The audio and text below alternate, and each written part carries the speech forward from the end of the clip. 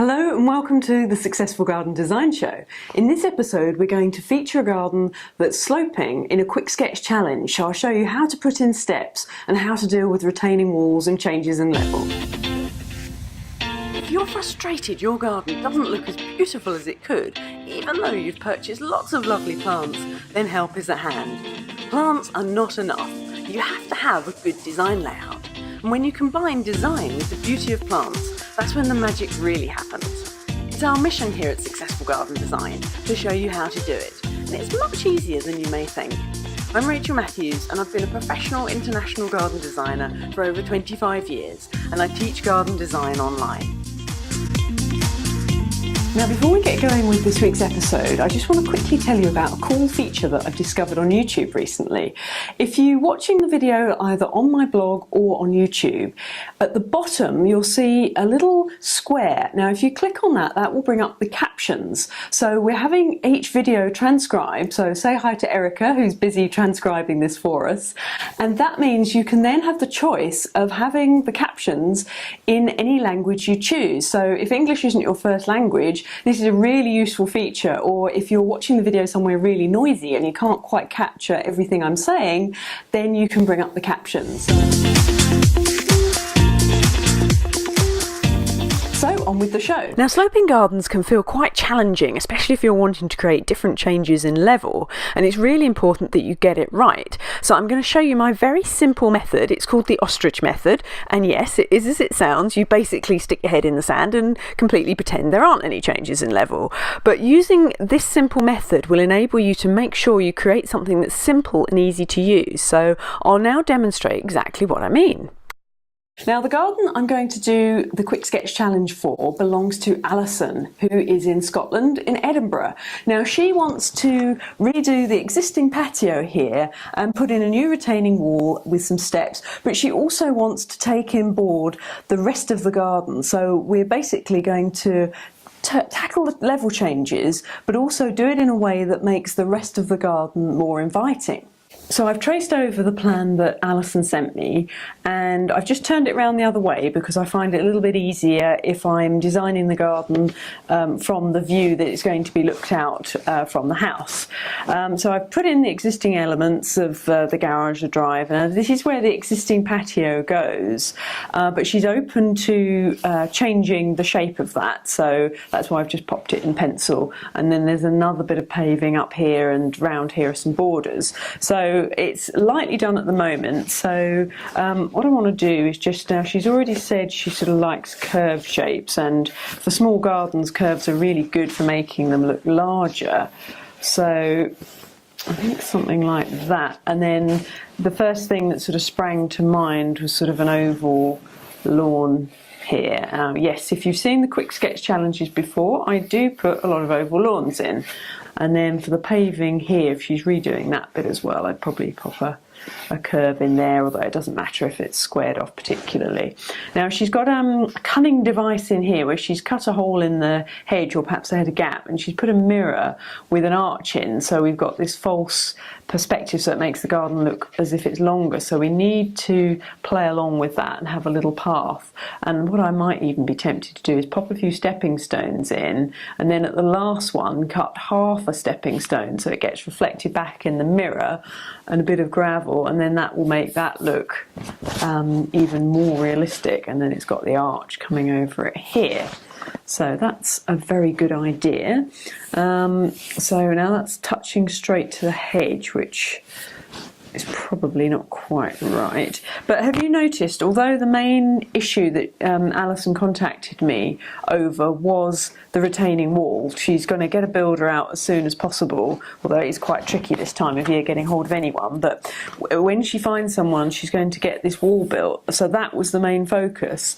But I haven't even thought about the wall particularly. I'm just arranging the shape. Then we can put the wall in and the steps and all the other good stuff that's got to go with it. So I'm not entirely liking quite what I've done there. And again, I'm ignoring the shed because she said that can move, so making it as simple as possible. Okay, so I'm reasonably pleased with how the space is working. So this will be lawn, and what I would suggest is that they pop a brick edge around this just to keep that shape. So in Alison's email, she's got 745 mil on a slight slope, so the change in level, so it's about 75 centimetres. So that's the slope on the entire garden. But looking at this, she's got just 2 steps, so that looks about 50 centimetres there. So maybe if we put 3 steps in, then it'll be quite a gentle get down to the area there. Now there's lots of things we can do with the steps here and the retaining wall. What I try and do with steps is to have them as wide as possible, because if you put a retaining wall, and actually you can see it in the existing one, as soon as you put a wall up, your eye stops dead on that wall. So to make this garden feel larger, we need to get rid of that. So basically wherever we've got plants, we could have a retaining wall in just this section and then have steps down into the rest of the garden. So as I say, there's various things you can do. The simplest would be just to run 1 step here and then maybe do that.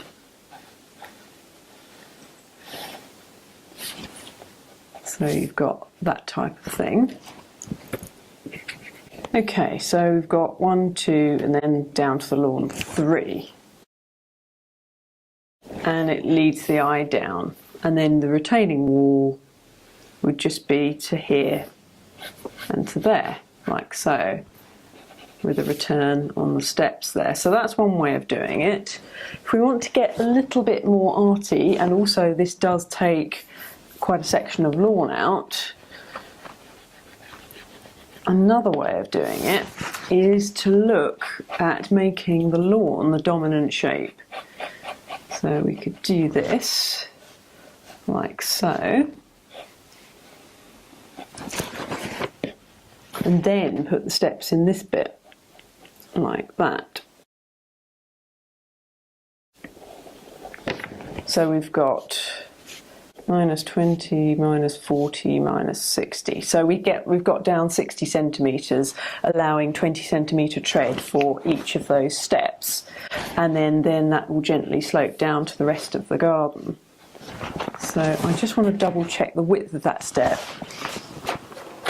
because you do need it to be safe, because the bit of step that's really usable is that section. So, oh, it's 4 foot wide, so that's ample. And again, the minimum tread really is about 30 centimetres, but I try and get it in as 40 whenever possible, just to make it safe, especially if you've got sort of kids and older people running around the garden, as they do. I think I prefer that, but then does that cut down the patio too much? So that's the next question. So that makes it 3 metres there. Now the existing patio was nearly 4 metres, so maybe that does cut it down a bit too much, but then we could always move it, the whole thing, back up to where I originally had it, which is about there. So we're going to have to make this probably almost a circle, just a very chubby oval, so that we can have a bit more room on the patio there.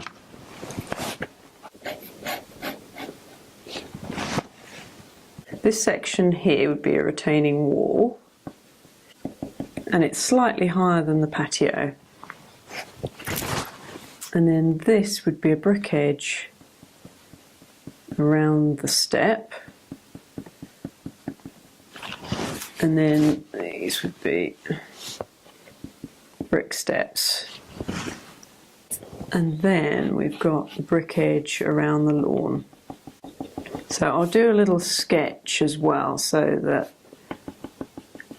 you can see what I'm talking about, because levels can be quite tricky to picture. And then we just pop in the plants all the way around, and then they can spill over there. And maybe this lawn probably does need to come round a little bit more, so not that much is going to grow in front of that leyland hedge, but just a little bit of ground cover Right, okay, so got some paving there. This bit's paved. Okay, so now let's just do the sketch. Okay, so I've got a nice curve in there.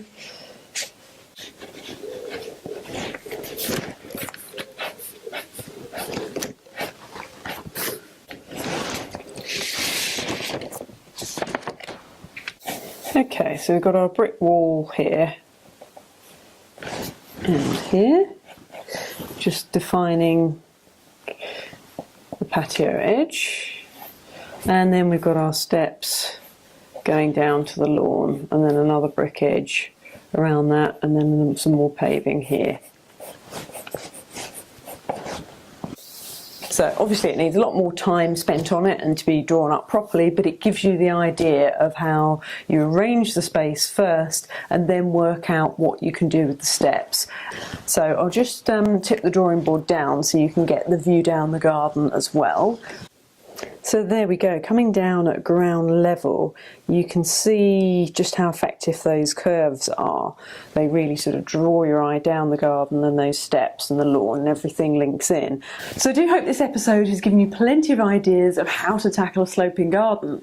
Now if you'd like to learn exactly how you can design your own garden step by step, do check out the Great Garden Formula online garden design course. Now the Great Garden Formula covers all aspects of design in great detail. So if you're really keen to learn exactly what to do to transform your garden, this is a great course. There's 5 main modules that walk you through the entire design process, and I share with you my formula that I've developed over the years to make garden designing so much easier. And it also comes with the survey course and the plant expert, so you'll be able to know exactly which plants grow in your garden just by looking at the leaves. But also there's lots of video tutorials that walk you through every aspect of designing.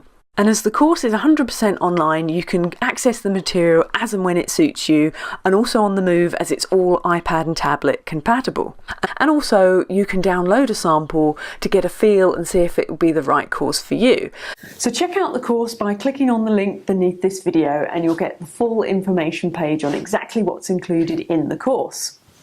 Now in the next episode we're going to be looking at how you can do planting, how to choose the right plants for your garden and how to combine them. So if you have any questions at all about planting schemes or choosing plants, so you can ask your question on the blog, on Facebook, on YouTube or on iTunes. And do of course please leave a review on iTunes, because the more reviews that you leave, the more people are going to find the podcast. And the same goes for YouTube. So I look forward to seeing you in the next episode. And if you'd like some more top tips on how to add the wow factor to your garden, I've created a cheat sheet that you can download and a short video tutorial that walks you through the top 5 things that you must do if you want to create a stunning garden. So head on over to successfulgardendesign.com/wow and you can download your cheat sheet there.